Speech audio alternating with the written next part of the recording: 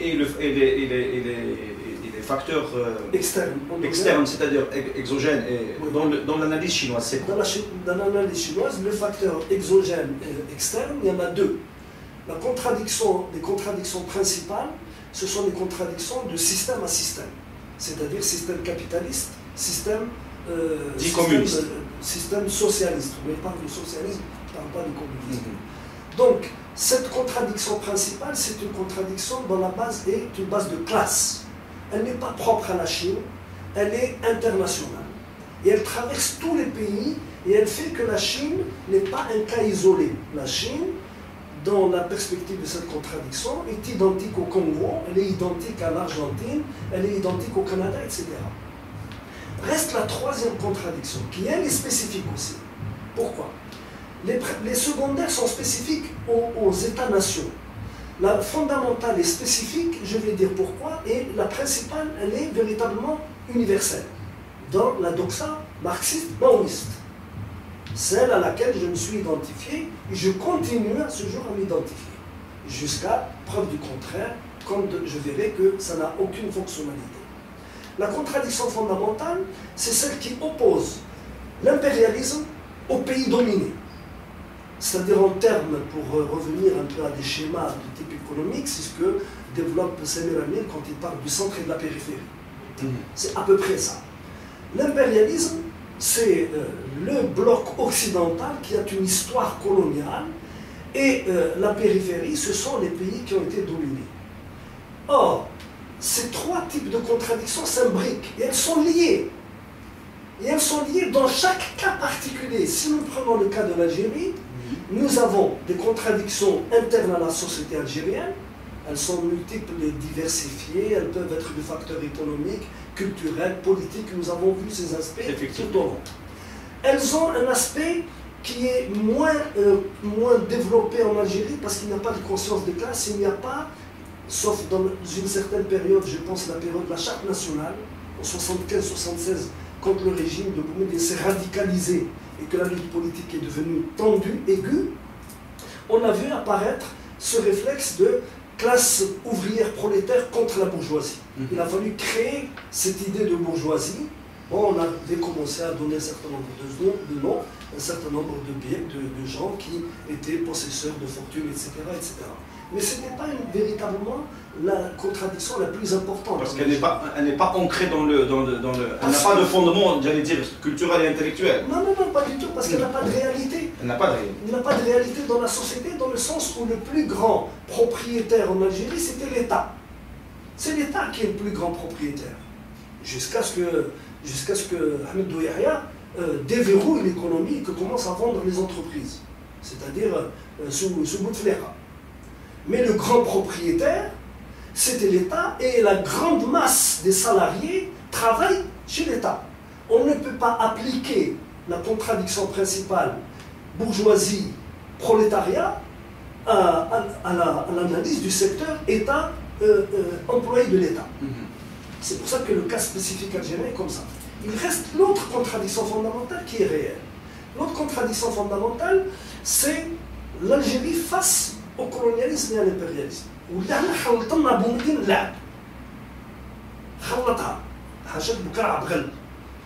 Qui va خلطها? Il a essayé de jouer d'abord de la légitimité de son pouvoir et de son groupe sur le plan international pour se faire reconnaître dans le mouvement des non-alignés, la tricontinentale, etc. C'est ce qu'on a dit, on ne va pas revenir. Donc, et en plus, il y avait le mouvement tricontinental, il essayait, lui, en suivant de très loin, avec beaucoup de méfiance, la stratégie chinoise qui disait à l'époque, il ne faut plus rester dans les articulations binaires, bloc socialiste, bloc communiste, il faut aller vers une articulation ternaire, bloc communiste, bloc capitaliste et bloc non aligné, à partir de la fin des années 50. Boumediene s'est enfoncé là-dedans, dans le non-alignement. Quand il s'est enfoncé dans le non-alignement, certains de ces stratèges qui sont pitoyables ont trouvé l'idée qu'il fallait mettre les deux fers au feu, il fallait faire des alliances avec les capitalistes et des alliances avec les communistes, comme ça, Quand on est trop pressé par les capitalistes, on va vers les communistes, et quand on est trop pressé C'est-à-dire par les capitalistes... une recherche d'une double légitimité. Ou disons, d'une double légitimation. Tafaha. Tafaha. Parce que la contradiction principale n'a pas été comprise. Nous n'avons pas de relation coloniale avec le monde communiste. Nous avons des relations historiques coloniales avec le monde capitaliste. C'est une réalité, on n'y peut rien. Si nous étions un pays du sud-est asiatique ou de l'Europe de l'Est, on peut dire qu'on était dans un système où il y avait des rapports de force avec le bloc communiste. Nous ne les avions pas. Donc on n'a pas discerné véritablement quel était notre ennemi principal. Deuxièmement, notre histoire avec la France, qui est extrêmement compliquée. Nous la gérons sur le mode très sentimental, très émotionnel. Les Français la gèrent avec rationalité et cynisme. Ils l'analysent, là on réagit. Ce qui fait que la France a une attitude politique adaptée à l'Algérie en fonction, d'abord, de ses intérêts, avant tout, de ce qui peut lui rapporter, de ce qui peut l'aider. Et, bien entendu, elle a, comme disait De Gaulle dans les années 60, elle a toujours deux fers au feu. Elle soutient l'un et elle soutient l'ennemi. Donc, elle soutenait Boumedienne, mais derrière le dos de Boumedienne, elle soutenait le clan pro-français ou pro-occidental qui était contre Boumedienne. Les deux en même temps. Boumedienne, c'était le représentant de l'État officiel avec son staff, etc. Il était l'intermédiaire. Et ils ont tellement bien manœuvré les Français que Boumedienne, nous l'avons dit, il faut aussi le redire, a payé beaucoup de campagnes électorales de chefs d'État français. On a parlé de Mitterrand, mais aussi par la suite, avant Mitterrand déjà, et je crois que je ne crois pas me tromper en disant que même Giscard d'Estaing a pioché un peu dans la cagnotte algérienne. Et en même temps, ils ont, de par aussi la structure sociopolitique de la France, c'est que c'est un pays de confrontation politique ouverte, de cristallisation de partis politiques avec des programmations différentes, ce qui leur permet d'avoir vis-à-vis d'un certain nombre de pays toujours deux attitudes. Quand le pouvoir dominant, et de droite, ils établissent un certain type de rapport à travers la gauche, avec la gauche, et quand c'est la gauche, ils établissent avec la droite. Et on continue à ce jour. Ce qui fait que on ne peut pas dire que l'attitude de la France a toujours été la même de 1962 à 2010.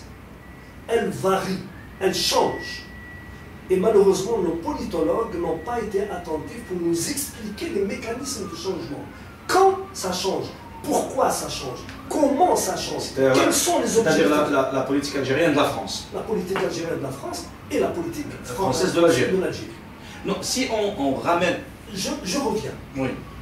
Quel était l'intérêt de la France par rapport à des pays comme l'Algérie?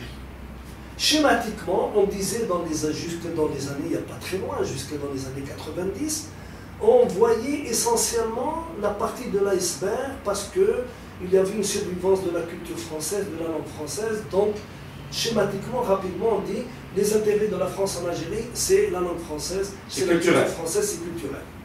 C'est faux. C'est faux, c'est totalement faux. C'est totalement faux parce que si la France n'avait en face d'elle qu'une Algérie entièrement et totalement arabophone ou arabisante, elle aurait été tranquille. Parce qu'il n'y a pas de répondant.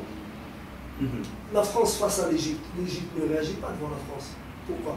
Parce qu'elle n'a pas d'intellectuel, elle n'a pas d'homme politique de niveau qui puisse damer le pion aux Français quand il s'agit de leur damer le pion. La Libye, c'est le même cas. Par contre, les pays du Maghreb, dans l'Algérie, le Maroc et la Tunisie, oui, ils ont une histoire de lutte nationale avec les Français. Ils ont utilisé la langue française contre la France, ils ont utilisé la culture française contre la domination française. Et ils savent répondre aux Français sur les questions les plus disputées. Ce qui fait que, d'une certaine manière, le patrimoine francophone culturel et linguistique en Algérie, français en Algérie, sert plus l'Algérie que la France. C'est la conclusion à laquelle j'arrive. Pourquoi? Parce que c'est par ce biais-là que le milieu journalistique, le milieu des intellectuels, le milieu des universitaires arrive à répondre à l'idéologie, arrive à répondre à la propagande française. Non, arrive à répondre, et éventuellement d'autres te diront qu'il y a côté Algérie des relais importants pour la politique étrangère française. Tant que, attends, en Algérie. Je n'ai pas fini. Tant que nous ne sommes pas entrés avec les années 90 dans de nouvelles situations qui sont commandées par de nouvelles technologies de communication et d'information, qui changent totalement la donnée. Totalement. Cela dit, jusqu'à 1980, je dis bien jusqu'à 1980, c'est-à-dire au lendemain de la mort de Boumediene, je ne crois pas beaucoup à la force du parti francophile autour de Belkher. Belkher n'était qu'un petit capitaine ou un petit lieutenant du temps de Boumediene. Il n'est devenu un personnage véritablement important qu'à la fin de l'époque de Boumediene, pas du temps de Boumediene. Y compris dans le choix du nouveau président, en l'occurrence Chadli Benjedid. Bien sûr, mais le problème... Le duo Belkher-Merbah était important quand même. Non, on avait discuté de ce point. Toi, c'était la thèse que tu as avancée, moi, elle n'était pas tout à fait ma thèse. Je t'avais dit que tu me permets de ne pas être tout à fait d'accord avec toi. Je ne crois pas que Belkher ait joué un rôle déterminant dans le choix de Chadli Benjedid pour la présidence. Il a aidé en sous-main parce que Chadli était à Oran et que la territorialité d'Oran, donc l'encadrement des militaires, des sous-officiers, etc., à Oran, était véritablement aux mains de l'Arabi Belkher. Et il a travaillé avec lui. Bien sûr. Il a travaillé avec lui, il le connaît, il sait comment qu'il est, la psychologie. Et puis, oui. Laisse-moi continuer. Mais une chose qu'il ne faut pas oublier, c'est que les trois protagonistes ou antagonistes, les trois, de 1979, il faut les rappeler. Un certain Mohamed Saleh El-Hayaoui, colonel Mohamed Saleh El-Hayaoui, ancien maquisard, ancien responsable de la Wilaya 1 et commandant-chef de l'Académie interarmée militaire de Cherchel, à l'époque. Non, à l'époque, en 1979, il était au parti. Et il était secrétaire général du parti, il était secrétaire général du parti, précédemment, il était commandant-chef de l'école militaire interarmée de Cherchel, qui est très importante. Deuxièmement, tu avais celui qui se présentait comme le dauphin de Boumediene, à savoir un certain Abdelkader El-Mali, dit Bouteflika, aujourd'hui, ou l'inverse. Et voilà. Abdelaziz Bouteflika dit Abdelkader, dit Abdelkader le Mali. Ce sont deux personnalités qui ont une dimension internationale, pas seulement nationale, mais internationale. De par leur fonction, je rappelle que l'importance de l'Académie militaire interarmée, elle est liée au fait du travail méticuleux, profond, qui a été fait par l'Académie militaire en direction des pays africains. Et qu'il n'est pas, à l'époque, jusqu'en 1978, il n'y avait pas un chef d'État africain de ces pays qui comptent, qui n'a pas été formé à l'Académie militaire interarmée de Cherchel, et donc il y avait un lien d'africanité très fort. Ce qui donne au commandant-chef de la place un rôle déterminant, continentalement parlant. L'autre s'est occupé depuis plus de 10 ans ou 12 ans des affaires étrangères et avait plus ou moins s'était taillé la réputation, entre guillemets, d'être un homme très radical, anticolonialiste, anti-impérialiste, et qui a fait les 100 pas avec Carlos. Ah oui, mais ces choses existent. Je n'invente rien. Oui, c'est ça. Je connais. Par contre, Chadli Benjedid, joueur de cartes, Sahab Domino, il tapait le domino à la deuxième région militaire. Sorti de la deuxième région militaire, qu'est-ce qu'il est chez lui? Il n'est rien. Donc, le Non, problème... peut-être que c'est un peu exagéré.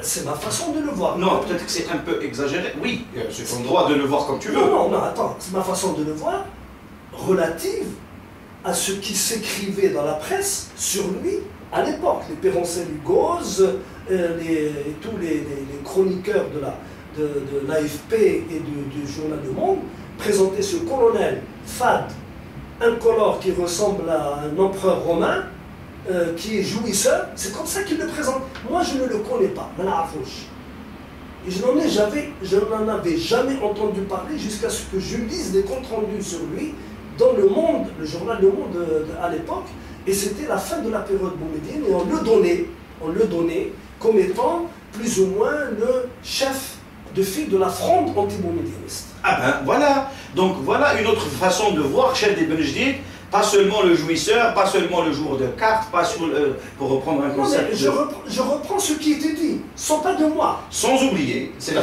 sans oublier, parce qu'on va comprendre ça plus tard, sans oublier que c'était un grand baroudeur, un grand maquisard. Sans doute.